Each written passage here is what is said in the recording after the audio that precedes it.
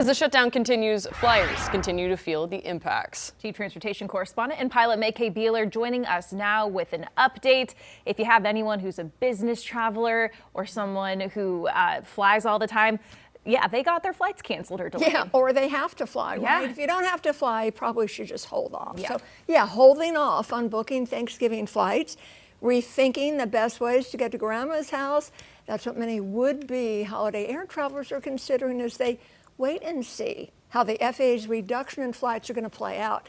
Now, the reductions come, as you know, at the cost of the passenger experience in terms of reliability, efficiency, and smoothness of the system. Well, add to that the anxiety of just not knowing how bad things are going to get and how long this is going to go on. Where it goes from here. Yeah. And you were out live at Charlotte Douglas International on Friday morning Yes. when we first started seeing so many delays come in. Yes. How was Charlotte Douglas compared to other airports around the same size? I mean, we've got it good here, folks. And I know this is relatively speaking, right? It's relative, but we got it good here. So Friday, of course, was a non-event. The cancellations started picking up Saturday and Sunday, and tomorrow they're going to go to 6%. So there definitely is an impact. But the worst places, Chicago O'Hare, and we've got weather throwing that into the mix. Right. And then airports like JFK, the New York airports in Newark, they're always horrible, DCA and Miami, but these are the usual suspects, even before the shutdown. So now, or should I say the reduced flights during the shutdown. So yes, it's exasperating it a little bit, but here in Charlotte, I know we have different definitions of chaotic. It's not chaotic. Well, especially for Yeah. the world's 7th busiest airport, right? So we know that there's a 4% reduction in flights. You just mentioned that's going to, that's gonna 6, be and then it's going to 6% be tomorrow. 10 though if we make it that far. Right, if what we are make it. Yeah, what are air traffic controllers telling you about this? So my sources, they tell me, I said, is it really helping with your workload? The whole point is to give them a little more room to space out and breathe. Is 4% helping? They said, no.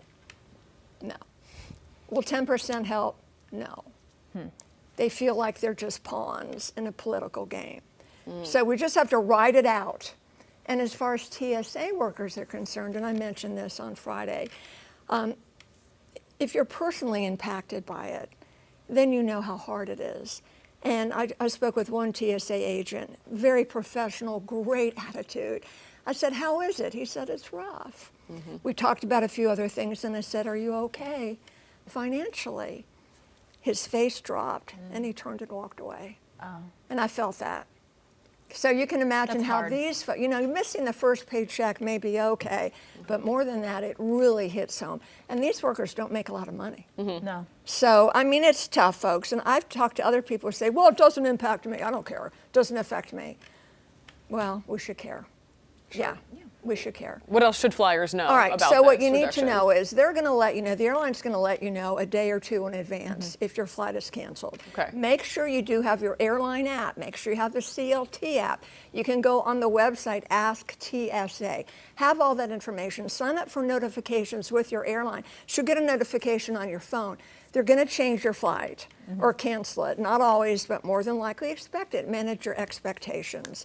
So the deal is, they do owe you a refund. So if they have to rebook you, but if they rebook you and you don't like it, you don't have to accept it, and you can get a refund, or you can change at no penalty fee. For most airlines, certainly for American Airlines, know your rights. If you're sitting on the tarmac for more than 3 hours, and I saw that on the news at another airport yesterday, you need to go back to the gate. They need to take you back to the gate, and they're going to refund your money if you're sitting there more than 3 hours domestically. Okay. This shouldn't affect international flights, but you have rights, and while we have these rights, use them and be aware of them. Yep. Moving forward, if you're going to book a flight, make it refundable. Moving forward, I'm asked, well, do I get travel insurance? Will that help? From what I understand, if there is a known event, like you want to fly during, or you want to go on a cruise during a hurricane or fly during a hurricane, you ain't going to get your money back because there's a known event. Right now we have a known event, a reduction of flights due to the shutdown. If you made your reservations to go on a cruise or whatever months ago before the shutdown, that travel insurance should kick in. Okay. But right now it's not. We are in a known event. Okay. Got it. Now, how long this is going to last? Hopefully not till the end of the week. So the name of the game is just being flexible and understanding and read that fine print so you can Yes. sort of resolve that situation. And the flights most likely to be canceled are the ones that aren't typically full, that are half empty. Why get that out there? We want to use the airspace. But remember now, we have weather, and weather is a different, we've got snow in the middle of the country. That's right. It's that time of year. So weather delays are different from what's going on now. Yeah. So be aware. And Okay. if you don't have to travel, don't. Just wait. All right. And by air. Amtrak, bus, Yep. drive. There are lots of options. All Right. right, May Kay, thank you. You're welcome. Queen City News Plus. Just search Queen City News on your smart TV's app store.